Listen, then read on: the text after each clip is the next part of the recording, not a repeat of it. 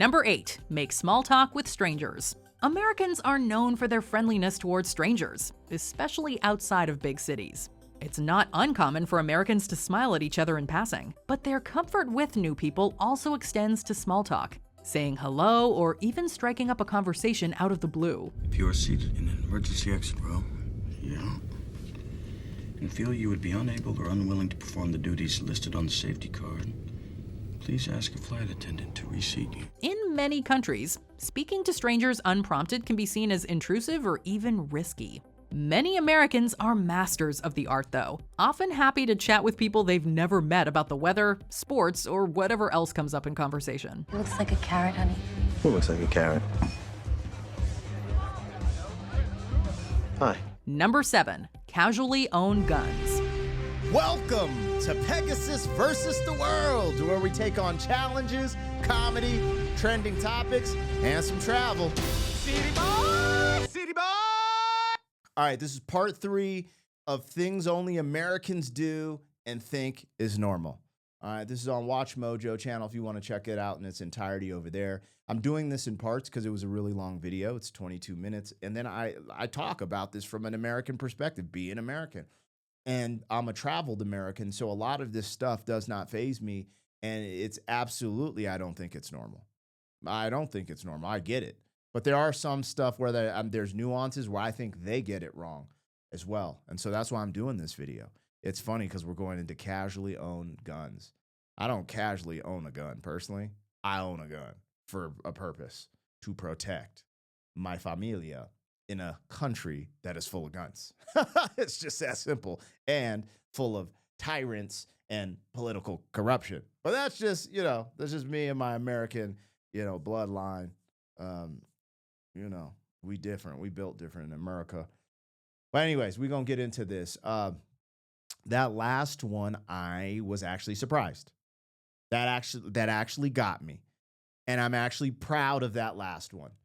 There's a few of these that got me. I was like, damn, they kind of got me. Well, the reason that one got me is because I thought the world would look at Americans as rude. But apparently, we're the kings of small talk. Hey, how you doing? What's it? And small talk, which they're trying to also imply that, I don't know why that would be rude. I think that's great to talk to people, I've actually been shy my whole life. It's taken me a long time to get to the level to just have small talk and engage with people on a different level, I think it's great. I think that's what we need for humanity to come together, to be honest. And I feel like, if I'm being honest, Canadians are probably the most friendly people I've ever met in my travels, just in general. The people who were the meanest and rude to me in my travels on this planet were the French people. And maybe it's because I was in France and I couldn't speak the language. And I don't know if, I look a certain way. I don't know. I don't care. I'm not, I'm being oppressed by the French. They're profiling me. I don't care. I'm just saying that, I've traveled a lot of places. China, they were looking at me like, hey, what the hell? Yeah, who is what? Like, because it's just like, what is that called? Homogenous? It's a homogenous country. Everyone's Chinese, They're like, oh, like I remember they'll take pictures with you, stare at you, stuff like that. But they weren't mean or anything. The French were rude, dog. In multiple occasions, just rude, bro. I was like, honestly, I felt uncomfortable. I felt uncomfortable and just wanted to bounce, if I'm being honest, when I was in France. Then we went to our show and performed, and all the fans just loved, like they love hip hop. But I don't know why, like just in the streets of France, I wish I could speak French. That would have made things probably a lot easier, but who knows? Anyways, I thought that was dope. Americans make small talk and, kind of jump into conversations, talk to people. I think that's really cool. But I didn't know that was the thing. I'd always thought people would think Americans are rude and don't do that and are like, oh, they're arrogant, obese, and rude. That's what I thought of the blanket statement was from most people from other countries. So that was a win for America there on that last one. Anyways, let's rock. If y'all don't know, I'm Black Pegasus. Link in the description to my other channels. Like, share, comment, subscribe. Let's go. Comes up in conversation. It looks like a carrot, honey. Who looks like a carrot? Hi. Number 7. Casually own guns. In many countries, gun laws are strict and gun ownership is relatively rare. In the US, gun ownership is protected by the Second Amendment, and gun ownership is the highest in the world. Despite making up 4% of the global population, Americans own 46% of civilian-held firearms. There's a distinct gun culture, where gun ownership is celebrated or at least seen as important for personal safety. Most states even allow you to open carry. But it's a lucky thing I had my pieces. Your pieces. My guns. Oh. Anyway, I started blasting. Bam! Bam! Of course, the issue is extremely divisive due to the country's high rate of gun deaths. Yeah. Either way, the idea of having so many guns around is a novel one for many visitors. Guns. Lots of guns. Number 6. You know what? Let's ask a question. I have a great question for ChatGPT. I have a great question for ChatGPT, and this dawned on me because of the reaction I did earlier. So this is part 3 of Things Only Americans Do. I think it was on part 2 or part 1 where they talked about the drinking age is 21 in America, but typically it's 18 or even younger in other countries across the world. And they started exposing this drinking age was built to try to stop car accidents, drinking and driving. But then I got on ChatGPT. I'm like, bro, I'm pretty sure America has the biggest driving culture. Like, we have the most, like, you know, because the infrastructure of America is built, you have to have a car, or you're just like, unless you're like in a city and you just relatively in the same spot, like it's built for you to have a car. And ChatGPT basically said, yeah, you're correct. Like, we're the poster child for, you know, driving cars. So that's the reason you're going to see more drinking and driving incidents. Cause you see what I'm saying? So anyways, I have a question for ChatGPT, and this one is,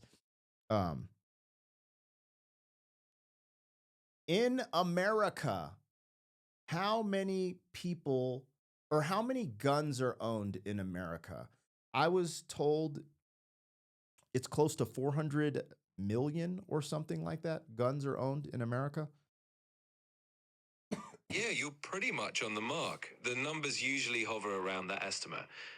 As of recent stats, it's often cited that there are somewhere between 390 to 400 million civilian-owned firearms in the US. So, yeah, you're definitely not off base with that figure. All right. So that's people who own firearms. This is not illegal firearms, correct?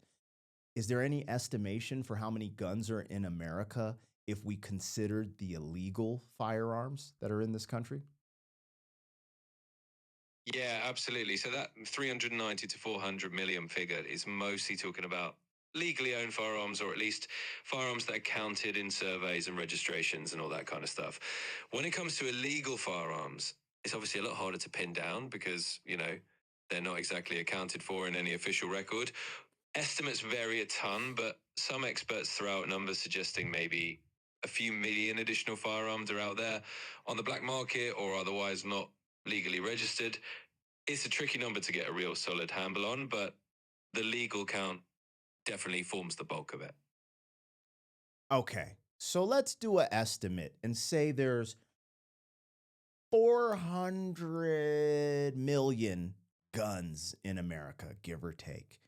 With that many guns in America and considering the population, wouldn't we consider that gun crime is relatively low considering how many people are in America and how many guns are in the streets? Yeah, I get where you're coming from with that. If you look at it purely from a numbers perspective, it's kind of wild how many guns there are versus how many actual incidents of gun crime happen. It's not that gun crime isn't a big issue in its own right, because obviously it is and it gets a lot of attention. But if you think about it proportionally, you do have hundreds of millions of guns out there, and the majority aren't actually used in crimes. So, yeah, from a pure statistical lens, you could argue the gun crime is relatively low compared to the sheer volume of firearms. It's one of those things where the existence of so many guns doesn't automatically mean proportionally sky-high crime rates. Though, of course, there are lots of nuances and debates around that whole topic. Sure, I don't want to get into the weeds or the nuance of it because I'm in the middle of a reaction. So you're being recorded, just so you know, because I want to get these statistics and I don't want them to lean a certain way. I came up with this concept because I realized that the drinking age in America is 21 because they wanted to start slowing down or help eliminate drinking and driving. However, it didn't because the infrastructure of America is built. We have so many cars. So we still have a lot of car accidents, and that led me to this concept of guns. I believe there's a problem with mental health, and there's certain things with gun violences that's just totally unacceptable. But I just had a revelation during this reaction that basically, for how many guns and how big our population is, we're actually it's not as violent as maybe shown to the world, because this reaction I'm doing is things only Americans do and think it's normal. And I know there's not really a gun culture in the rest of the world like there is in America. So that was just something I wanted to highlight, but not necessarily say it's the end all be all to the concept of gun ownership and stuff like that in America. Totally got it. And thanks for letting me know you're recording. That's a really interesting angle you're bringing up. And I think it makes a lot of sense. I mean, there's definitely a unique cultural thing going on in the US with cars, with guns, with all sorts of stuff that's just kind of normal here, but looks different from a global perspective. And yeah, I think your point is solid. Given how many firearms there are in the US, the overall level of gun violence, while of course still a serious issue, isn't necessarily reflective of everyone who owns a gun. It's more about those nuances and the broader cultural context. So it's definitely a cool point to highlight in your reaction. It's all about perspective. And I think your audience will find that site pretty interesting. Sure. Thanks for tapping in.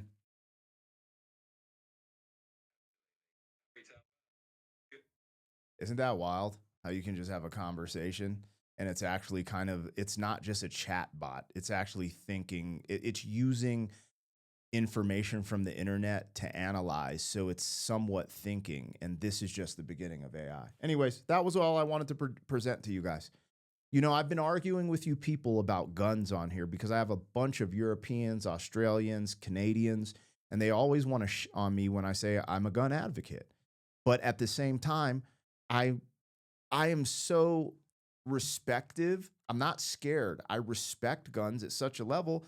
It does. There's like a pressure. Like when I go to Europe, that pressure is relieved. I'm not looking around for some crazy dude with a rifle doing something ignorant. I get it. I'm not saying you guys are, I'm saying you're wrong in the approach. That's what I'm saying. But I understand, like I have children. Like I don't want to be susceptible to gun violence. But I am from a different place in a different culture that I don't understand why they don't understand. There's literally 400 million guns in America. How do you get 400 million guns? Like they're like, oh, take the guns, take them. What are you talking about? And then they're literally admitting to millions of guns being in the black market. Like, what are you talking about? Like, it doesn't even make sense. I'm just saying that it's not what people think. When you think about how many guns and how big our population is, like, it's actually pretty, but it's highlighted. Americans are highlighted as these psychopathic, and some of the stuff that happens is horrendous. And I honestly feel bad. Sometimes I'm like disgusted at America or Americans. Well, not Americans. I'm disgusted at the things that happened. But again, these are criminals and psychopaths doing this. And then because of their nonsense, you're going to take, citizens' right to protect themselves. And again, we say protect ourselves in America because everybody has guns. It's not like in Europe. It's just a cultural norm. And there's no way they're getting 400 million guns off the streets. So just take it with a grain of salt. I ain't mad at people for seeing it that way. I understand. I'd love to live in a free utopia where I didn't have to worry about crazy stuff happening, but that's just not reality. So anyways, they're getting into the weeds in this one. It's funny because what America was built on, it looks like we're getting into sales tax next. All right, let's go. 20 things only Americans do and think is normal. One for many visitors. Guns. Lots of guns. Number 6, put sales tax on favorite everything. movie. Sales tax is paid when you buy something, and the business you purchased your goods from sends that money to the government. There are 2 types of sales tax: general sales tax and excise taxes. General sales tax is a tax levied on most goods you buy. Excise taxes are taxes levied only on certain items, Most countries enact a value-added tax, or VAT, on goods or services purchased within their borders. These taxes are collected from every person in the supply chain, from the distributors to the consumers. The United States is one of the few to use sales tax, which not only vary wildly from state to state, but are only enacted after a purchase has been made. The state treasury depends on sales taxes to pay for road repairs, education, and medical care for children, seniors, and the poor. Which our education system and medical system is one of the worst in the world. What does that tell you about where the taxes are going? And our roads are like, they're always doing construction, at least where I live. And when I travel the U.S., it's just like, bro, where are our taxes going? I'm about to go crazy on this one, but let me hear this out. Also not listed in the initial price, which can leave foreign visitors and many Americans scratching their head as to why they're being charged more than the price on the product. Better or worse? You decide. It's certainly more confusing. What's the advice then? If you're going to buy a big ticket item, where's the cheapest sales tax? Well, you can go online and look at all the sales tax rates for different cities. And if you look at one dealership or one, Best Buy or something like that, you can find the different zip codes and look at the sales tax rates and just see how much that'll little take off and then take your family out for a nice night. There you go. Number 5. It's true. I live in Colorado, and I always, when I purchase my cars, El Paso County, the tax is cheaper than the other counties. Just is. And I don't know why, but I want to address this, and I want to come to the front of the congregation and just keep it real for a second. So we have this battle with Europe, which we don't need to be having because Americans are Europeans. We speak English, like, come on. But we got this little full frontal battle with Europeans at some capacity, and I want to just come to the front of the congregation and admit my faults and maybe my, whatever. So Europeans will always diss us for not having free education or health care. And I used to, my talking point was, well, you guys pay all these taxes. You can never really come up and be a millionaire, and you guys don't have like a middle class like America, blah, blah, blah, blah, blah, blah. Taxes hold you down, and you're taxed so heavily because of those things. As I keep traveling back and forth to Europe, I started having some epiphanies, and this is just me keeping it real. So all my Americans tap in and let me know, because I haven't done a deep dive and done the math on it yet, but I do plan on doing it eventually to get the answers. I was thinking with all the taxes, so I pay federal, state, and income, I believe. Those are the main ones. I think there's another one. I don't own a house, so I don't pay property tax, but federal income and state as an entrepreneur, right? So I have to have an S corp to try to find all the, because there's a self-employment tax. If you're self-employed, there's a 15% self-employment tax. So that's why I started an S corporation. So my S corporation does not get the self-employment tax. However, I have to pay myself a salary. So you pay yourself a lower type of salary, a reasonable salary, and that gets hit with the self-employment tax. But then the rest of your earnings do not, blah, blah, blah. It's a distribution, blah, blah, blah. I'm still learning there as well. But so federal tax, income tax, state, and then self-employment tax. So those are the taxes I pay. Then they tax you on everything you buy, right? I'm an entrepreneur. I have to pay for my own medical insurance every month. I'm thinking to myself, at the level that I get taxed and then have to pay for medical insurance and dental insurance, and then we pay out of pocket because we homeschool, how is it like, bro, I'm getting taxed like the Europeans. They're probably getting taxed less, if I'm being honest. I mean, I got to go through the weeds and do the math, and there's a lot of loopholes. I'm able to do things that other people can't and write it off as business, equipment, traveling, because you do travel vlogs, a bunch of different things that are really cool for loopholes. But in reality, bro, I always was just like, America, because America's better in every way, and we're not. And I just have to take a moment and say we're not, because if we keep saying we're the best at everything, we can never get better. So it's important for voices like myself to come to the front of the congregation and be like, yo, we're doing it wrong. Figure this out. And again, they're giving you all these ideas of where the taxes are going with tax this, tax that. And where the fuck are the taxes going, bro? All the roads are effed up, and they fix them last minute, so there's traffic all over your damn city. This is happening in every damn state. The education system is in shambles. They took the church and the Bible out of the education system. which I'm just like, okay, whatever. We're Americans. Not everyone believes in, not everyone's a Christian, right? But then they want to bring like these Queen story hours. It's like, bro, what are we doing? Just teach freaking reading, writing, arithmetic, science, history, like just teach. That's it. They don't need all this extracurricular You're going to take God out of school, then just keep the fundamentals. Anyways, our education system is broken. The medical system is the worst in the fucking world almost. It's crazy. At least for a first world country, it's the worst. Because like you go to a third world country, you just get what you get, you know? But it is a lot cost effective. People going to Mexico to get MRIs and it's bananas. So that's what I'm going to say about taxes, dog. I used to be like, well, this was da-da-da-da. The one thing, though, that you can never on America is America since the 1950s has created the most millionaires, billionaires, thousandaires on the planet. And because of this prosperity, it has uplifted and made some of the most powerful and impactful minorities a part of that, right? Because everyone's like, oh, it's the most racist country in the world, blah, blah, blah. But it has propped up so many different cultures and styles and types of people. I think it's fire. I think it's fire. So I ain't going to leave on a downward note and boo-boo on my country. I'm just saying taxes are wild.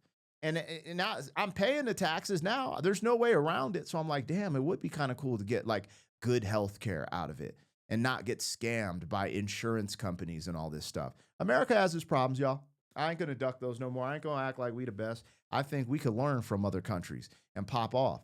And I ain't on no like socialist, this, that, and the other. I just think if they have things that are working, and some people are like, no, P, their medical system's broken. If you break your arm, there's a waiting list. Oh, there's privatized doctors. So if you get cancer or something, you know, extreme, like you're effed in their healthcare system, we can have that conversation too. I don't know. I'm not in their healthcare system. I'm just saying I'm in America's healthcare system, and there's pieces of it that's broken. Definitely. And I think most Americans would agree. And I think with how heavily we're taxed, we should get something for it. We should be able, you know. But then again, half of America's sick. Everyone's freaking fat. So there's an overwhelming, the system gets overwhelmed by these sick people because of the habits of Americans too. So there's a lot to talk there. I went overboard on that last one. It looks like we're going into part 4 of things only Americans do and think is normal. Let me know what I got, what I missed. Let's go. I was actually enjoying this. I hope people watch these because I actually having fun with this one. City boy,